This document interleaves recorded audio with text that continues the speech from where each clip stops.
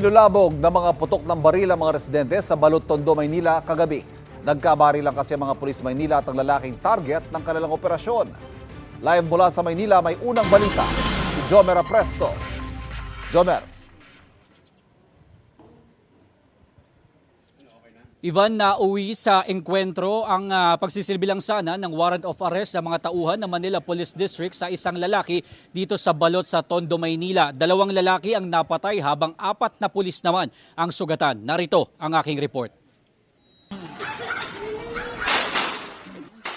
Magkakasunod na putok ng baril ang gumimbal sa mga residente ng Balot sa Tondo, Maynila kagabi.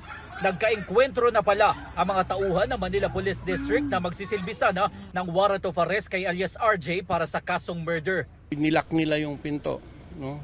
Kaya nagkaroon ng pagkakataon na umakyat sa second floor, tumalon sa bintana at lumipat sa isang bahay. Nung sinundan nung mga pulis natin, meron naman tayong blocking force, doon yun ang una niyang pinutukan. Sa kuha namang ito, makikita ang mga tauhan ng SWAT na nakikipagbarilan sa target at sa isang alias makmak.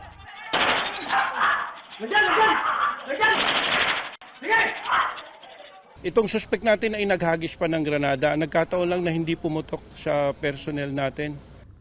Kalaunan, napatay na maoperatiba ang 2, 4 sa mga pulis ang sugatan.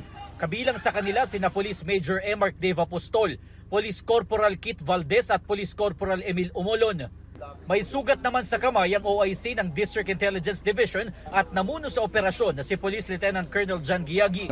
During the gunfight, nung bumabaril siya, kahit saan niya itama yung yung sharp nail tumama sa kamay ko.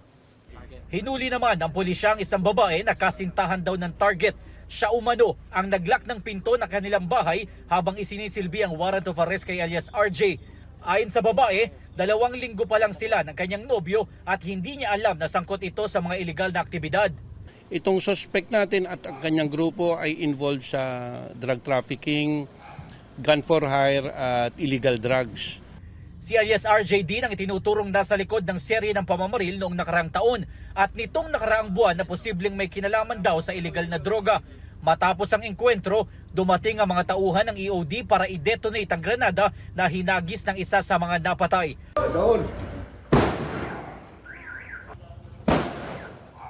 Pagkatapos ay muling sinuyod ng mga tauhan ng SWAT ang lugar para masiguro na wala nang nagtatagong kasabwat. Pangkagrupo ng mga napatay sa operasyon. Ivan, sa ngayon ay nakuha na ang bangkay ng 2 lalaki na nakatakdang sumailalim sa autopsy. Samantala patuloy naman na hinahanap ng MPD ang 3 pang kagrupo na mga napatay sa operasyon.